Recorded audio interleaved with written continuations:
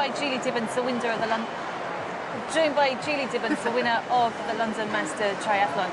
Julie, you're not exactly a surprise winner, but we know you kind of move over to Xterra, 70.3 racing, and you've kind of sort of semi-left the standard distance, or what we call Olympic distance racing behind, but you've come here today and you've showed all these short course girls how it's done.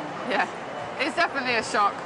I really wasn't expecting to win here today, but I wanted to come here. It's such a fantastic event, support it, and I've been feeling okay in training, so I knew that anything can happen, and if the race went my way, then anything can happen. So you kind of had this gap that grew and grew on the bike, and I think by the time you went out on T2, you probably had about a minute and a half. Yeah. Did you think that was going to be enough to stay out in front? I really wasn't trying to think about it, actually. Like, I think it was really windy out there on the bike, and I think that played into my hands and allowed me to get that gap. And as soon as we hit the run, I just wanted to focus on what I did. If they're going to catch me, they're going to catch me. And it was only the last couple of K that I really started thinking, you can win this. You just got to really dig deep and hang on, because Joelle was closing pretty quickly. And apart from obviously the lure of a nice big fat paycheck today, what else brought you to London Triathlon? I mean, it is an amazing event. You've won so many different events, but obviously you haven't won this race. No. Yeah, you can now add it to your CV. It's definitely one that's going to be up there, like not quite up there with winning Xterra World Champs, but any win is like a good win, really. Like, you can't go to any race now without having a strong field to beat. And it is the biggest triathlon in the world, and it is such a fantastic event to be held in London that I'm really happy that I could win here today. And what's up for you next?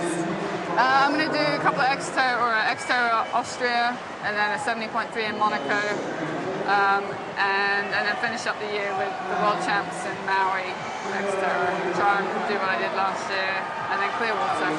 Clearwater. So you're going back last year. We know that you led the World Champs 70.3 for such a long time, and then your run just slightly let you down towards the end. You're probably still quite tired from Xterra World Champs race, but obviously you'll perhaps be going back this year maybe with slightly different preparation. Yeah, like I definitely after Clearwater last year, I was really disappointed I couldn't hold on. So that's really what I've been focusing on all year, and that's what gets me out of bed in the morning. It's trying to do what I did at Clearwater, but hang on and cross the finish line in first. So that's kind of what I'm focusing on. If I can win Xterra again, that's fantastic as well. But Clearwater's the one that I really want. You've got the Olympic Games in just over a week's time. Obviously, you were there 4 years ago in Athens. Yeah. Are you disappointed not to be there this time, or? Part of me is, but part of me knows also that I probably don't do that well in the kind of conditions they're going to have to deal with.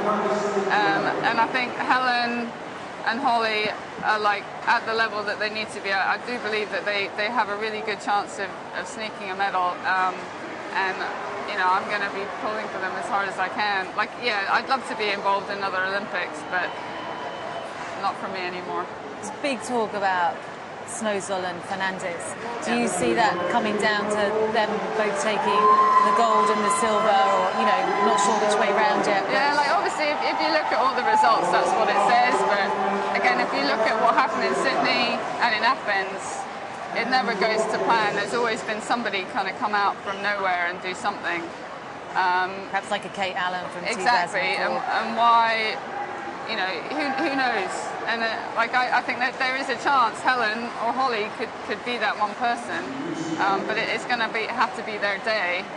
But my money's on Emma to win. I think. Other than that, I'm not going to say. Just going back to your race today, just tell us what it felt like to win at such a big race, in your home country with all these crowds. It's fantastic. The atmosphere here, like when you run into the Excel building and cross that line in first, was awesome. It's definitely one of the highlights of my career. Fantastic. Well, congratulations and good luck for the rest of the season. Thank you very much.